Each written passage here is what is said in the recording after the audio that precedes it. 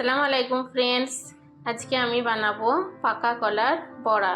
তো এখানে আমি দুটো পাকা কলা নিয়ে নিয়েছি আর এর মধ্যে অ্যাড করব সামান্য পরিমাণে একটু লবণ আর অ্যাড করব পরিমাণ মতো চিনি।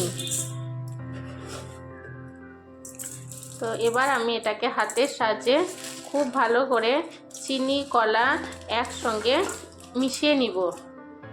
কলা আর চিনি আমি এখানে খুব ভালো করে মিক্সড করে নিয়েছি। এবার আমি এর মধ্যে আটা অ্যাড করব। দাঁড়াও, কলা আর চিনির মধ্যে আটা দিয়ে আমি ঠিক এইভাবে একটা ব্যাটার তৈরি করে নিয়েছি। এবার আমি এর মধ্যে দিয়ে দেব সামান্য পরিমাণে একটু খাবার সোডা।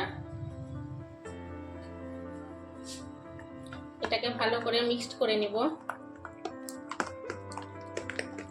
কিছু টাইম নিয়ে একটু এটা ফাটবেন, তাহলে বড়াটাও খেতে খুবই ভালো হবে।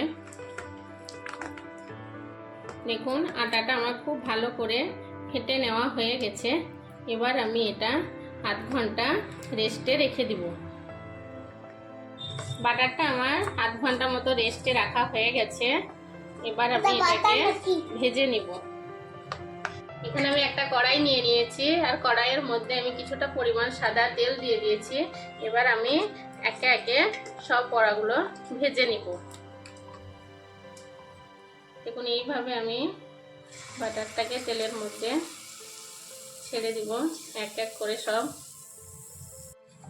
দেখুন এইভাবে আপনারা ঠিক বড়াগুলো সব ভেজে নেবেন। আর বড়াগুলো কত সুন্দর ফুলেছে দেখেন। আপনাদেরও বাড়িতে পাকা কলা থাকলে ফেলে না দিয়ে আপনারাও এই রেসিপিটা একবার বাড়িতে ট্রাই করে দেখবেন। খেতে খুবই সুস্বাদু হয়, ছোট বড় সবাই খুব মজা করে খাবে এটা। দেখুন বড়াগুলো আমার কি সুন্দর একদম সব ফুলে উঠেছে।